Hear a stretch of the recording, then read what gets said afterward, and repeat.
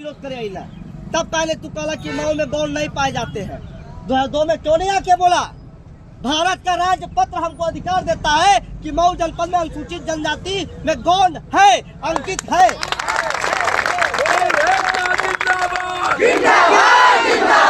लेकिन हमारा निकम्मा सांसद और यहाँ का निकम्मा स्थानीय विधायक हमारे नेता अखिलेश यादव जी ने बार बार कहा कि जनता के बीच काम करने जाओ, जनता के बीच काम करो, लेकिन समाज के लोग बैठे हैं, आके फोटो खिंचा के चला गया वो विधायक।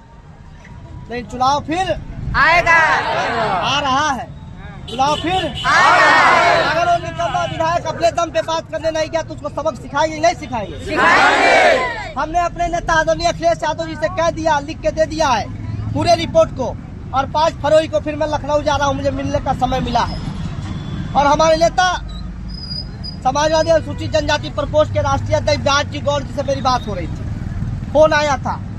मैंने उनको स्थिति बताई कि एक बार भी स्थानीय सांसद यहाँ आने का काम नहीं किए, केवल विधायक एक बार आए हैं जब समाजवादी पार्टी का प्रतिनिधिमंडल आया था। हमारे जिला अध्यक्ष खरवार साहब वो भी एक बार बस आए, उसके बाद नहीं ना आए, नहीं आए।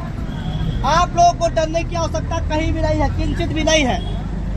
और मैं ये कह देना चाहता हूँ इस गोहाना तहसील के इस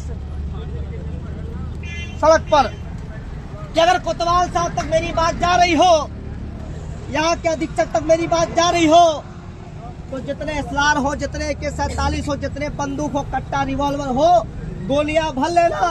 जब यहाँ आंदोलन होगा तो गौड़ों का सीना कम पड़ने वाला नहीं होगा। चला लेना गोली।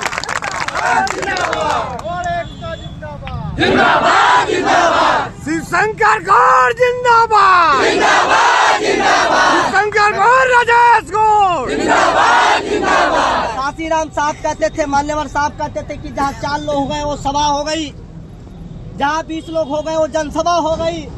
तो यहाँ 4 और 20 से ज्यादा लोग हैं कि नहीं है? मान्यवर काशीराम साहब, हम लोग उनको अनुसरण करते हैं, जिन्होंने इस प्रदेश में सामाजिक न्याय की प्रतिमूर्ति बनाया। एक दलित की बेटी को 4 बार इस सूबे का मुख्यमंत्री बनाया, 4 बार। बहन मायावती की बात कर रहा हूँ। काशीराम साहब की मेहनत रंग लाई कि बहुजन समाज जगा और बहुजन समाज ने मायावती जी को मुख्यमंत्री बनाया। लेकिन हमें काशीराम साहब से सीखना पड़ेगा। मैं निवेदन करना चाहता हूँ समाज के लोगों के साथ कि आपके पास मोटरसाइकिल है, आप तय कर लो, एक मोटरसाइकिल पे 2 लोग बैठ जाओ, हाथ में पंपलेट ले लो। आज कह दो क्या फला व्यक्ति इस गाँव जाएगा, फला व्यक्ति उस गाँव जाएगा, घर घर पंपलेट बांट डालो। काशीराम साहब साइकिल से चल के लोगों को जगाते थे, आपके पास तो मोटरसाइकिल है। उस समय सोशल मीडिया नहीं था, आपके पास सोशल मीडिया है।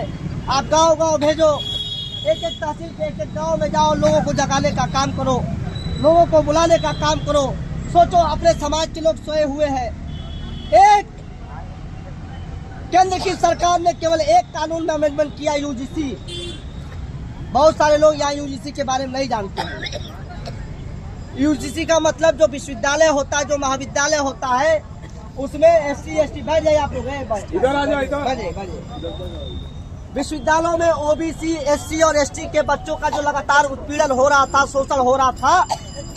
आपका बच्चा अगर लिखित परीक्षा दे लेता है तो उसमें नंबर पाएगा।